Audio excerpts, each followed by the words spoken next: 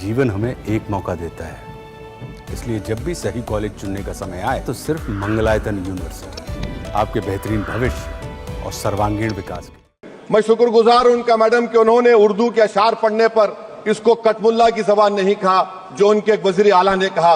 ये भारत की खूबसूरती को आप नहीं समझ रहे हैं, आपको समझना चाहिए उर्दू इस मुल्क की आजादी की जबान है। Madam, a pattern of deception repeats every year with Ministry of Minority Affairs. In 23-24, the government allocated 3,097 crores in BE.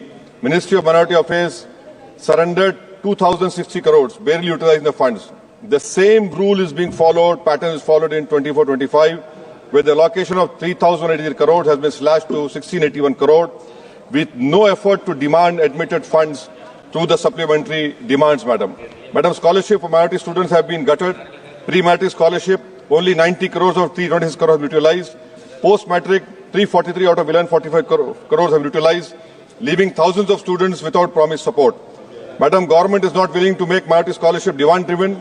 The unit cost of scholarship for 3 schemes have not been revised in 2007 and 8, and scholarships are not being sanctioned because of lack of approval by Cabinet Committee of Economic Affairs since 22-23. It is a known fact, empirical studies have proven literacy rate of Muslims for persons aged 7 years and above is lower than the All India literacy rate of same age.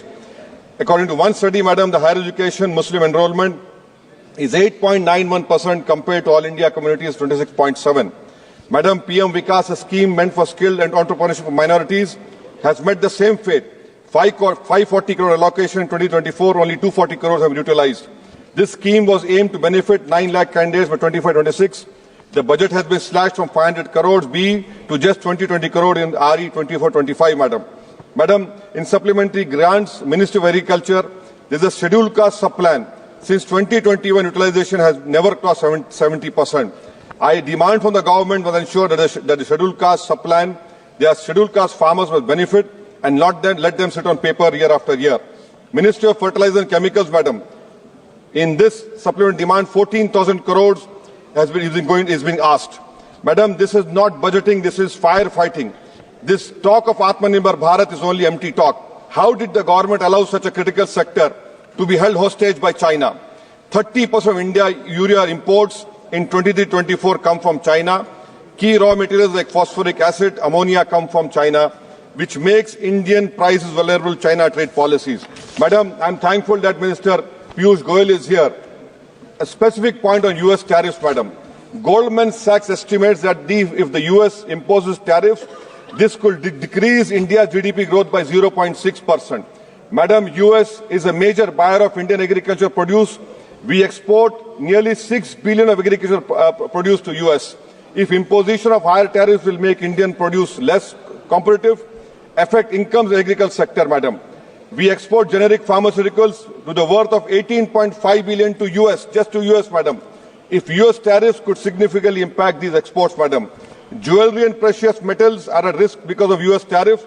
This industry faces 13.32 tariff differential affecting SMEs engaged in jewelry manufacturing.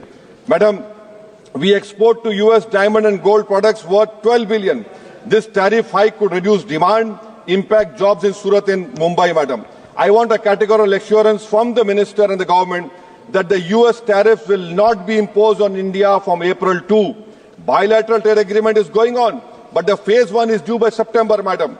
Can the government tell us that the EU market also has become restrictive? Will this government give a categorical assurance that neither CBM, EUDR will not be imposed on India by you, which will affect 3 billion of Indian exports, madam, particularly iron and steel, according to economic survey. EUDR, 9.5 billion Indian exports will be affected. Madam, in this supplement demand, MEA is asking 300 crores. Will India get a sanction waiver for Chabar port as we got in 2018?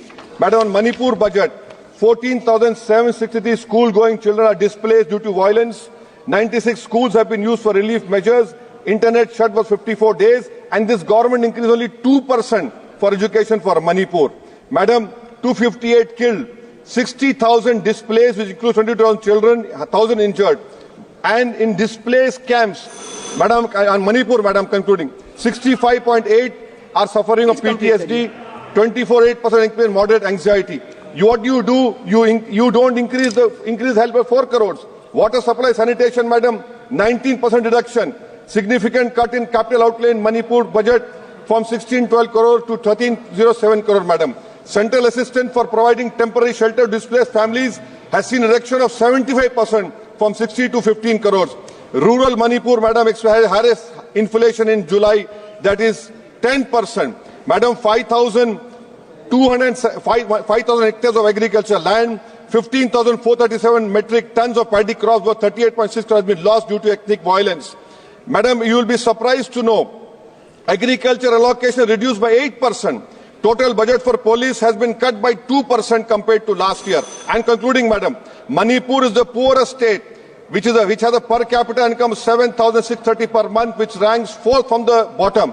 Madam, in last, I want to conclude. We have heard the Honorable Piyush Goyal stood up and appreciating this, the speech made by Abdul Samad Samdani from Kerala. I want to know, I am very thankful to him. मैं शुक्रगुजार हूं उनका madam कि उन्होंने उर्दू के अशार पढ़ने पर इसको कटमुल्ला की जबान नहीं कहा, जो उनके एक वजीर आला ने कहा। ये भारत की खूबसूरती को आप नहीं समझ रहे हैं। आपको समझना चाहिए उर्दू इस मुल्क की आजादी की जबान है। अपने मुख्यमंत्री को समझाइए। बहुत बहुत शुक्रिया।